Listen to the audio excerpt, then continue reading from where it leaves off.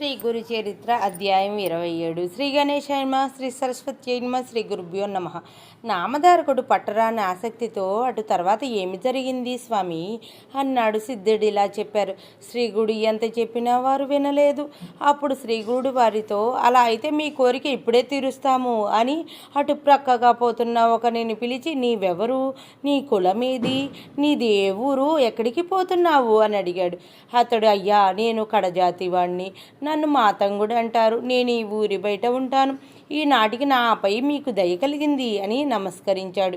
అప్పుడు శ్రీగుడు అతనిపై తమ కృపా దృష్టి సారించి శిష్యుడికి తమ దండమిచ్చి దానితో నేల మీద 7 గీతలు గీయించారు.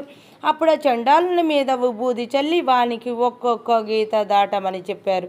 అతడి మొదటి గీత దాటగానే ఆయన, నీవెవరు అని అడిగారు. నేను వనరక్షకుడనైన బిల్లుడను అన్నాడు అతడు. అతడు రెండవ గీత దాటి, నేను రావణుడననే కిరాతకుణ్ణి అన్నాడు. మూడవ గీత దాటి, నేను గాంగేయుడననే జాలరిని అని. నాలుగవ గీత దాటి, శూద్రుడనైన రైతుని అని.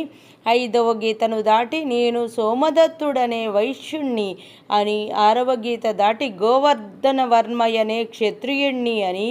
ఏడవ గీత దాటి, నేను వేదవిధుడను అధ్యాపకుడను అయిన బ్రాహ్మణుడను అన్నీ వెనుకటి జన్మలలో తానెవరో చెప్పాడు. అప్పుడు శ్రీగురుడు, నీవు వేదజ్ఞుడవైతే వాదంలో ఈ విప్రులను జయించు అన్నారు. అతడి వెంటనే వేదగానం చేసి వారితో చర్చకు సంసిద్ధుడయ్యాడు. అది చూచి అపకు పండితులకు భయంతో నిరుండింది, కడుపులో నొప్పి ఆరంభమైంది.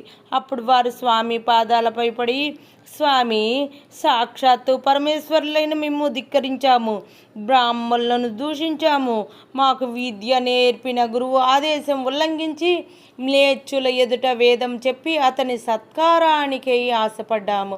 మీరు సర్వసమర్థులు, మీ మహిమను తెలుసుకొనడం మా తరము కాదు, మమ్మల్ని ఉద్ధరించండి అని వేడుకున్నారు. అప్పుడు స్వామి, మీరు బ్రాహ్మణ దుర్మోల్లంఘన చేసి ఎందరినో బాధించారు కనుక ముందు జన్మలో బ్రహ్మ రాక్షసులవుతారు, చేసిన కర్మ అనుభవించక తప్పదు కదా అన్నారు. అప్పుడు వాళ్ళిద్దరూ శ్రీ గురుని పాదాలపై పడి తమను కరుణించి తరుణోపాయం చెప్పమని ప్రార్థించారు. అప్పుడు స్వామి, విప్రులారా, మీకు పశ్చాత్తాపం కలిగింది కనుక మీ పాపంలో కొంత భాగం నశించింది.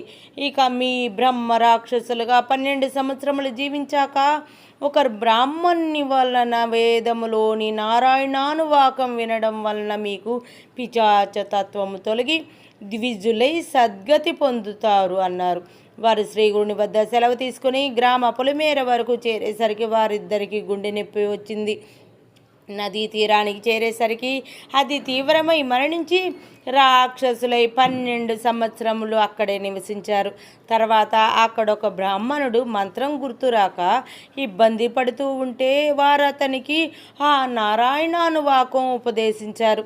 తర్వాత సద్బ్రాహ్మణుడు అతి పఠిస్తూ ఉండగా విని ఆ పుణ్యఫలం వలన పాప విముక్తులయ్యారు.